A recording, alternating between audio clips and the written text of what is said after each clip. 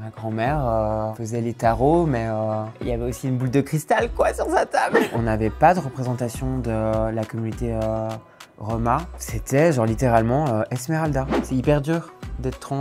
Il y a certains pays où c'est impossible. Hello, c'est Moon pour Mademoiselle. Je vais vous montrer comment je suis arrivée à ça. Ready. Moi, il faut savoir que je suis aussi une écrivaine. J'avais écrit un petit livre il y a un petit moment là qui n'a pas du tout marché. Et j'avais écrit une histoire sur Moon, qui est en fait une entité qui sait pas d'où elle vient, qui est perdue sur la Terre. Pendant la nuit, quand elle regarde la Lune, elle se sent chez elle. En fait, c'est cette idée que du coup, cette entité, elle doit parcourir le monde à la recherche de connexion avec les autres humains. La première fois que j'ai fait du drag, c'était pas le même du tout drag que j'ai maintenant. C'était chiant. En petite meuf sympa avec une petite robe, du rouge à lèvres et tout. Quand j'ai commencé vraiment à faire du drag qui me plaît, ouais, ça fait environ 7 ans où j'ai trouvé Moon. Je me tresse les cheveux tout le temps pour prendre moins de place sous la wig. Ça me tire en même temps un peu le visage. J'aime bien définir mon drag, pas vraiment en tant que queen, mais plutôt en tant que déjà queer, créature. Parce que j'aime bien qu'il y ait toujours un peu cet aspect pas vraiment humain. C'est pour ça que des fois j'aime bien dire que c'est un peu creepy. Mes références dans mon drag, je dirais que c'est beaucoup les films d'horreur. Beaucoup de surnaturel, des rêves, de la mythologie, de l'obscur. Du côté de ma famille tzigane, il y a beaucoup cet aspect spirituel. Il y a aussi des sorcières. Ma grand-mère faisait les tarots, mais il y avait aussi une boule de cristal quoi sur sa table. Toute ma spiritualité vient de ma grand-mère, vraiment. J'ai un peu hérité de certains dons d'elle, surtout j'adore lire les cartes aussi. Tout ce que les gens détestent quand on parle de spiritualité, genre les petites pierres, les petites plantes mortes. J'ai tout ça. Il y a aussi le côté, tu sais, genre très féministe de 2023. Que les gens redoutent à la sorcière. Je suis hyper contente qu'ils le redoutent parce qu'on doit être redoutés. On est des femmes, faites attention à nous, parce que nous on fera pas attention à vous. Moi je suis complètement le genre de personne que quand tu vas boire un verre avec, je vais te demander ton signe astrologique. T'es lion? Ouais. Ah putain, les lions, des fois j'ai un peu de la peine avec vous. Moi je me considère en tant que femme trans, mais j'utilise souvent le terme non-binaire. Je me retrouve pas dans tous ces codes qu'on attribue à la femme. Et donc du coup, je suis un peu anti-binarité dans mon genre. C'est des mots que j'ai utilisés pour me définir pendant super longtemps et c'est pas le fait que je prends des hormones qui arrêtent ça. Une trans femme non-binaire plutôt, tu vois, on pourrait utiliser ce terme-là. Il y en a aussi beaucoup qui utilisent le terme demi-girl. Ma saison préférée de Drag Race France saison 1. Je trouve que c'est là en fait que je me suis rendu compte qu'il y avait beaucoup de bienveillance, qu'on avait un peu tendance à oublier quand on voyait des drags à la télé. On a envie que les drags se tirent les cheveux, on a envie que les drags crient, on a envie que les drags soient énervés l'une contre l'autre. C'est un peu embêtant, moi je trouve, c'est un peu fatigant de voir tout le temps cette image de la drague énervée. Quand j'ai eu au téléphone, j'étais genre non mais bon, c'est pas grave, merci. Au bout du fil, on me fait genre mais comment ça, c'est pas grave, merci, t'es prise? Genre ah bon? Mais non! Et genre franchement j'étais sûre que c'était faux. Et du coup après j'étais trop contente, mais genre vraiment genre tellement contente de moi, tu sais et tout. Et après à donner place à une énorme stress. Genre tout ce que j'ai vu à la télé, maintenant je dois le faire moi. En Suisse, je dirais qu'on a un drag qui est peut-être un petit peu plus politique. On a beaucoup de drag queer et de drag creature. Il n'y a pas de perruquier.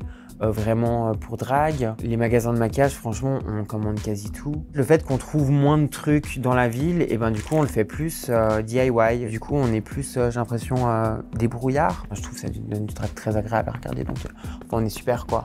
Moi, j'aime trop mes adelphes suisses. Il y a certains points où on est à la traîne, quoi.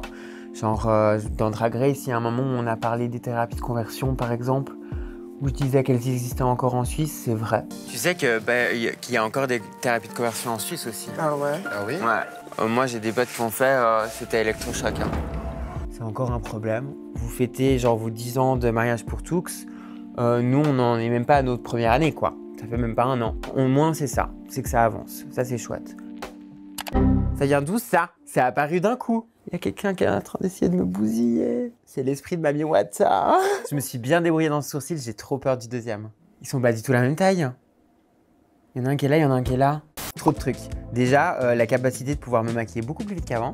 Hein, ça on va pas se mentir. En regardant les épisodes, je me suis découvert un peu moi-même. Je sais que genre j'ai beaucoup fleuri dans la compétition. Dans mon drag et dans la façon de parler, j'ai vu une femme plutôt apaisée à la télé. Essayez d'apprendre à connaître votre enfant parce que peut-être que votre enfant se cache beaucoup de vous parce qu'il a peur de plus être apprécié en fait. Et je me rappelle quand je filmais, j'étais en stress de ouf, un peu au bout de ma vie des fois et j'ai l'impression que tous les thèmes qu'on a abordés pendant Drag Race, je les ai assez bien transmis.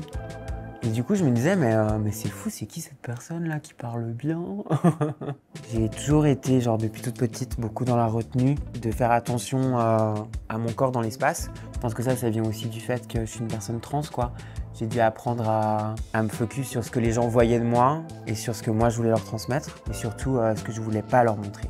Et donc du coup, là, de lâcher prise maintenant et de montrer ce que je veux véritablement, c'est dur parce que je me dis, je suis enfin moi-même et je le fais en même temps devant 2 pays. De tout le cast, je les aime toutes. Il n'y en a pas une qui me tape sur le système. Quand on est toutes arrivées, elles sont toutes allées comme ça, faire la bise à tout le monde.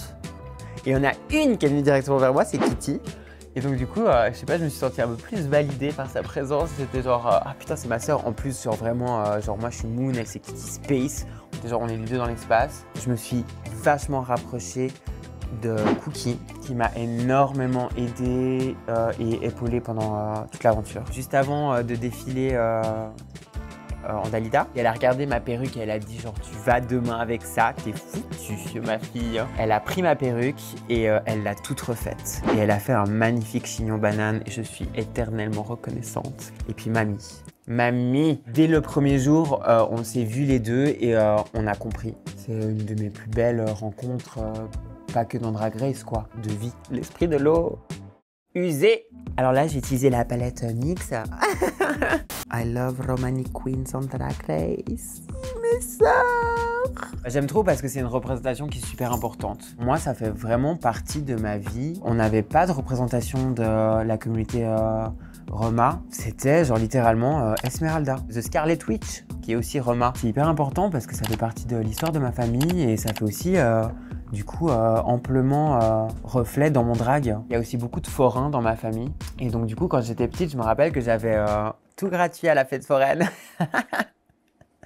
Et ça, c'est trop bien, non? De pouvoir faire le tir à la carabine avec Tante Madeleine, tout gratuit. Par contre, ouais, ce tweet m'attriste un peu parce qu'il y a Cherry Valentine dedans, qui n'est plus parmi nous. Je me rappelle que quand j'avais regardé Cherry Valentine et qui parlait en fait de sa famille Roma, c'est trop bien parce que moi ça m'a fait une représentation de ouf. En plus j'adorais son drag. Moon en drag king dans le music drag, vraiment des frissons du début jusqu'à la fin. Ça devait pas être facile pour elle et elle a assuré comme personne.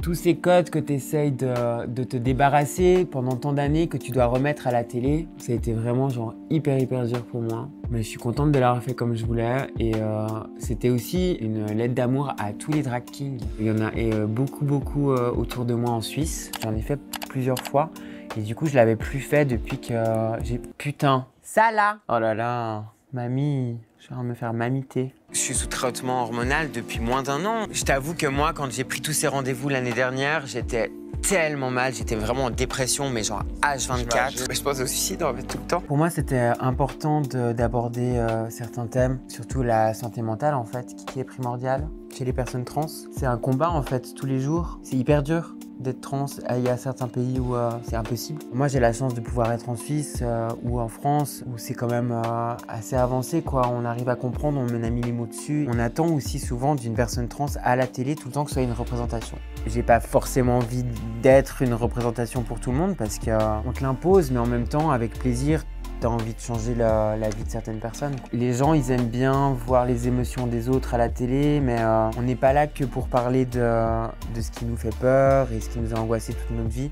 Moi, dans cette émission, j'ai envie qu'on s'écoute entre nous, qu'on fasse attention à nous, qu'on s'aime, et que quand ça va pas, mais que c'est pas juste pour le public, quoi. C'est vrai qu'il y a eu beaucoup de haine online. C'est hyper choquant qu'il y ait des gens vraiment qui arrivent à te descendre derrière leur ordinateur comme ça là. C'est pas une que ça blesse, quoi. C'est vraiment, on est toutes blessées par ça. Et c'est punissable, hein, l'homophobie et la violence sur les réseaux sociaux. Moi, j'ai de la chance d'avoir eu beaucoup d'amour depuis le début de l'émission. Mais j'ai eu ma part de haters, hein. J'ai eu des gens haut placés qui m'ont envoyé des messages, genre erreur de la nature et tout ça et tout. On doit séparer l'idée que ce qu'on fait, on le fait pas pour tout le monde, quoi, et puis que forcément ça va pas tout le temps plaire. T'as beau avoir 150 millions d'amour, s'il y a une personne qui dit genre putain j'ai détesté son look ou bien la façon dont elle a dit ça, blablabla, genre oh my god, c'est vrai. J'ai envie de collaborer avec beaucoup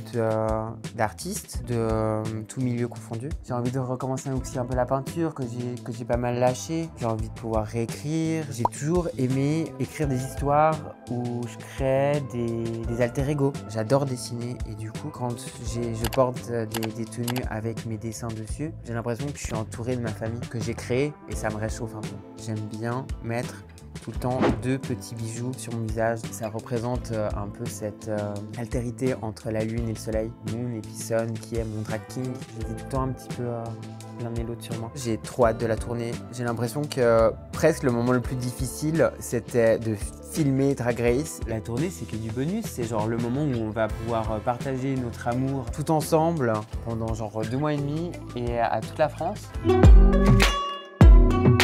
Ça, c'est le mulet que j'ai mis quand je rentre dans le premier jour. J'avais commandé un mulet trop magnifique et il est arrivé le lendemain. Du coup, je me suis retrouvé la veille du tournage à acheter une wig et faire mon propre mulet.